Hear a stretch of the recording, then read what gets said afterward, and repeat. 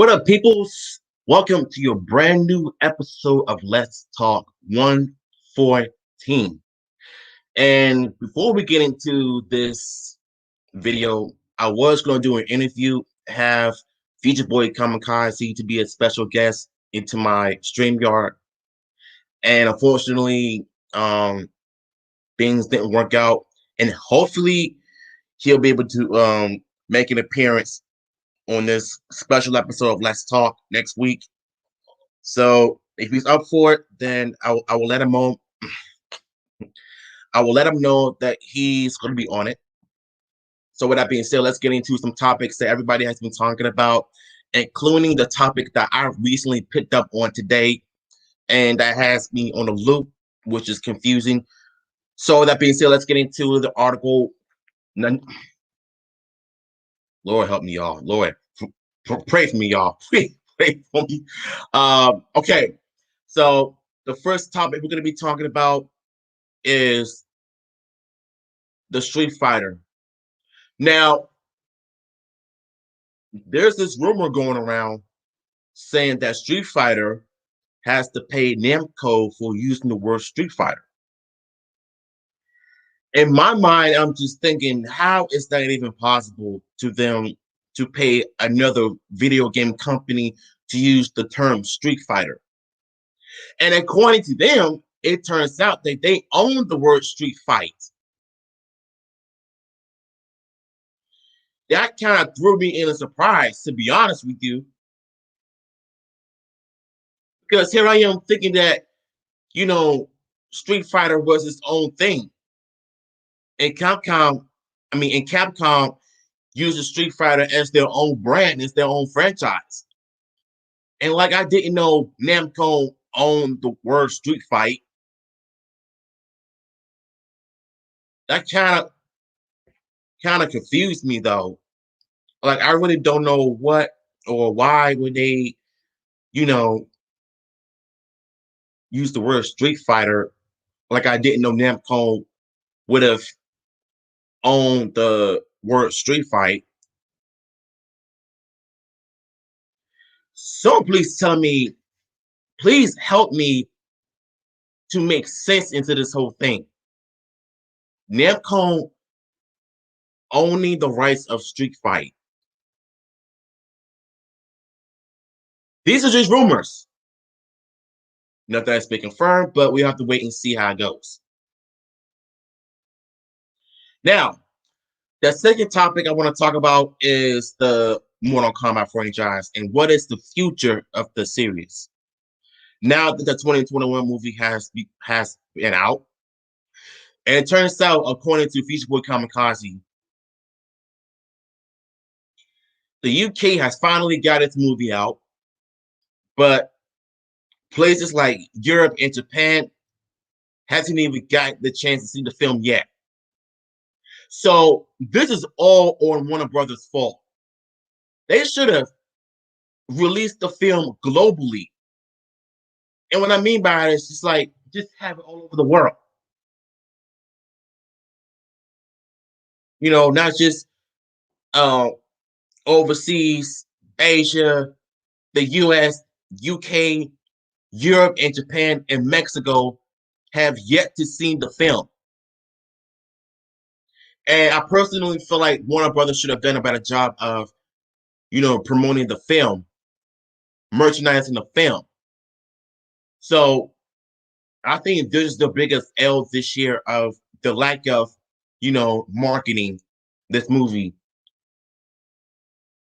So I would pretty much want them to find ways to have a release in those other countries and cities like Europe and Japan and Mexico. Have that film be out there, give everybody a chance to see the film, and that way you wouldn't be suffering any more problems. And I understand that the sequel is happening because I know that they're happy with the first film, despite its issues. We know Johnny Cage is going to be in it. We all know that there's going to be more characters in the sequel, so there's no surprise in there, right? But you know what?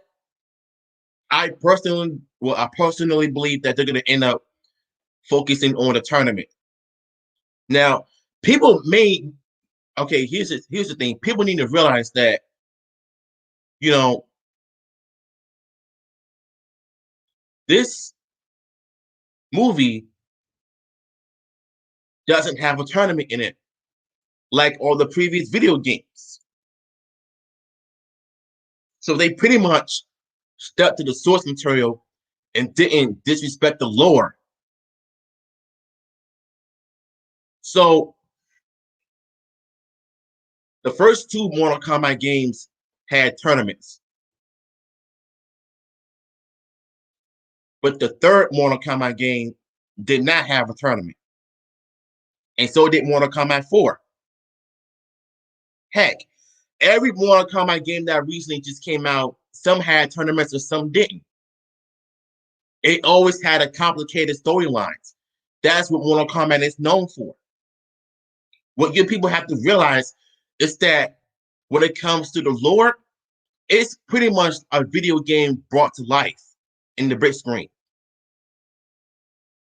So I think Warner Brothers need to get their act together and stop with the foolishness. Release the film in all of the countries: Mexico, Europe, and Japan.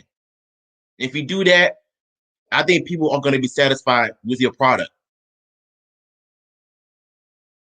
And I truly hope that this movie gets a sequel because you know what? Here's the thing. It did good in the box office. It made its money. And now we know that the sequel is happening. It's been reported by YouTubers and myself. And we know Johnny Cage is going to be in it. So here's the thing. I want to see a few characters that didn't make it to the cut onto this movie return for the sequel. Katana, Rain, Smoke, Noob Saibot, Nightwolf. Heck, why not bring in, hold on.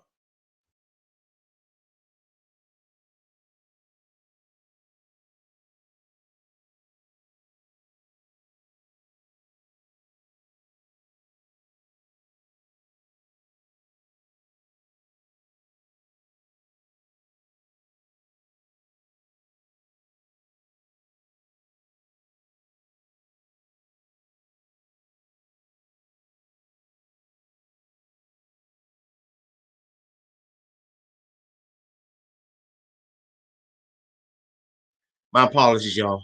So getting back to what I was saying, I really hope that the sequel brings in all the characters that were cut from the film. And I was going to say, why not bring in Cornicon, from MKX and 11? Because it's been shown in the Easter eggs in the movie. So it could possibly make so much sense if that ever happens. So yeah, I definitely want to see, you know, more characters and possibly have the second movie be about the tournament. And I want to see better directing, not have quick cuts and quick editings in terms of fight scenes like it was in the last arc. So yeah, I definitely see a sequel happening, and I want this franchise to go. I want it to be good. Well, I want it to continue. That's what I believe. So I want to bring up another topic that has been, you know, it dawned on me recently. So yesterday I did a reaction to G Bang's video on Retro Gamer Star, being the hypocrite that he is, accusing BGL of doxing him and all that crap on his stream, which didn't even look like VGL was doing that.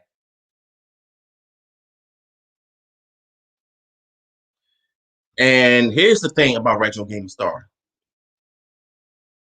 I believe it was one of G Bean's streams or Jacob Schooner's stream when Retro Game Star got caught in 4K, claiming that he wasn't the leader of the Drake Corps, and it turns out he was 100% the leader of the Drake Corps.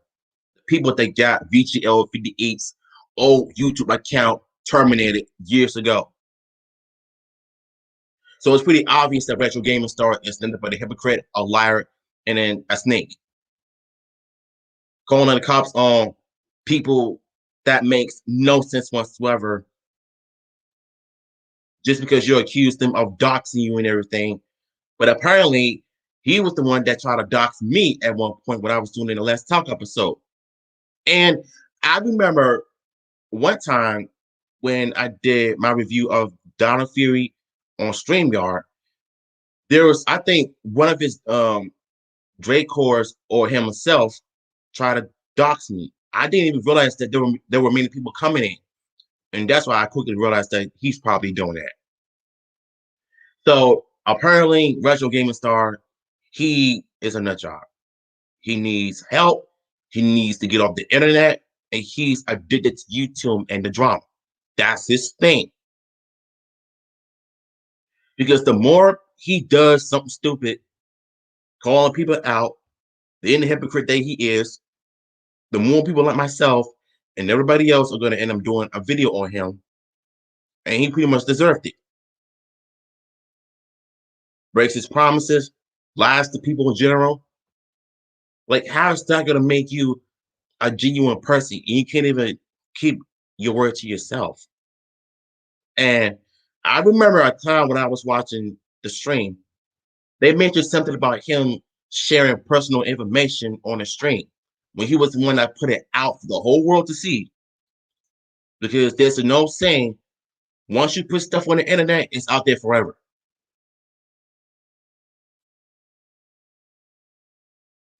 And people are going to end up finding you out or figuring you out instantly.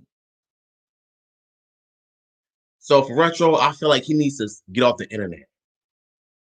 Stop trying to talk to people and stop trying to make amends with those who have problems with you. Clearly, people don't want to be friends with you anymore. Heck, I don't even. You know what? I don't even want to be your friend. To be honest with you, you comment on my videos and you come to my stream and you want to act like we're friends. No, we're not. Stop calling me buddy because I'm not your buddy, and I know you're there. So, like I said, Retro Gaming Star, he needs to get off the internet. He needs help. Stop using your mother and stop using Luke as a pawn to gain sympathy for your actions. And stop using your mom for calling the cops on people that claim that they're doxing you. Well, you're the one that has to be doing it lately. So you got to cut that out. So the last topic I want to bring up is the future of art videos on this channel and my other channel as well. So what I'm gonna do is I'm gonna finish the Venom piece off in part two. No, in part three of the Venom piece with pencils. um, wait a second, give me a sec.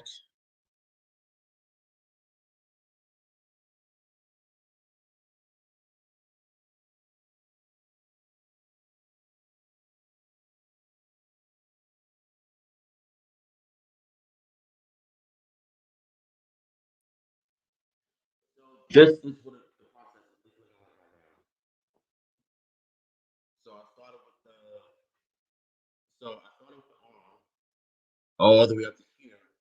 As you see, the anatomy is on point because remember there's a little bit of light source on the other side.